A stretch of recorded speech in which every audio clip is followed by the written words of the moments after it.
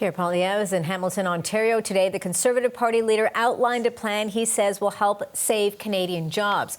Poilievre wants tariffs imposed on a wide range of Chinese imports. CBC's Janice McGregor has more.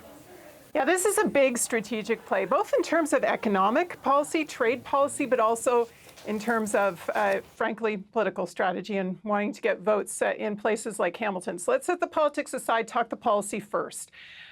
Earlier this summer, Chrystia Freeland announced a consultation about whether Canada should fall in line with tariff policy coming out of Washington, calling for a major tariff to be put on Chinese electric vehicles. And in fact, the Washington tariffs don't stop with just EVs. They actually cover a whole lot of things, including raw steel and aluminum, semiconductors, solar panels, a long list of Chinese products coming into the U.S. Mexico fell into line. Canada to date had not.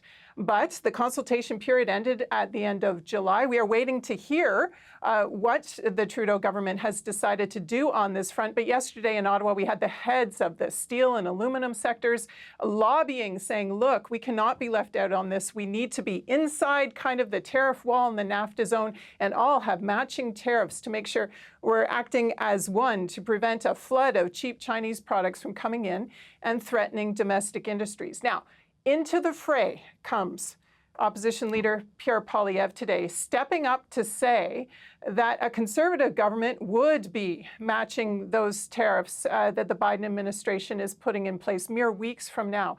Here's a clip from Pierre Poilievre's news conference today, and I should note he was speaking at the Stelco facility in Hamilton.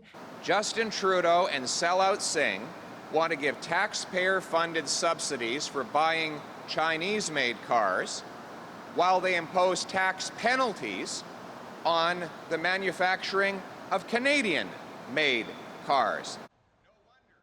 And of course, the penalties he's talking about includes the carbon tax, not necessarily about the announcement here, but we certainly know how the Conservative government feels about that. Let's look, I've got a board here. Let's take a closer look at exactly what Chinese imports we're talking about and the level of the tariff they're proposing. They're suggesting a 100% tariff on the EVs coming in. That's the only thing a consultation's been underway on so far, but they wouldn't stop there. They're saying 50% on semiconductors and solar panels coming in, 25% on steel and aluminum, and a whole lot of, frankly, other products, including critical minerals.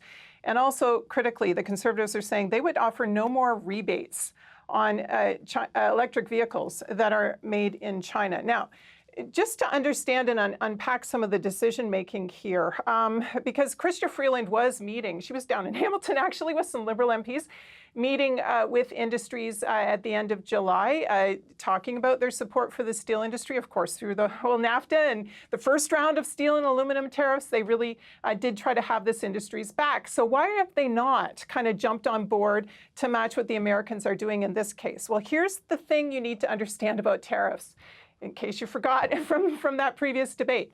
Tariffs are taxes. What Poilievre is proposing here is actually protectionism.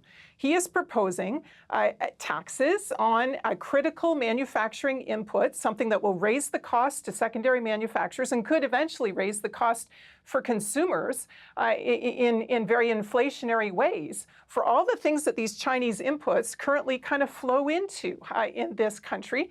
And frankly, part of the reason domestic industry is concerned is because the volume of those Chinese imports is very high, and it is not clear that our domestic industries, at least not overnight, could step up and provide as much as China is providing right now. So in the short term, this tariff would actually boost the price on a lot of things that people need. And critically, a lot of green technologies that Canada's climate policy is counting on increased adoption of. That's where the solar panel conversation comes in. That's where the EV conversation has always been. Do you want an affordable electric vehicle, or do you want one that's made in the NAFTA zone? Because those might not turn out to be the same things. It will be harder to be competitive maybe without these cheap offshore inputs. At the same time, though, you have a domestic industry industry that's saying, look, we can't be outsourcing our jobs, and we do it greener than they do it abroad. So this is not a cut and dry, easy decision for a government to make. And of course, lots of pressure from Washington to get in line, and Mexico's already got in line. Do you have NAFTA consequences? Could you have tariffs at the border with the US if Canada doesn't get into line? This is an extremely interesting decision the Trudeau government is about to make, but Pierre Poilievre has already said what he would do if he was in a position to make it. CBC's Janice McGregor for us in Ottawa.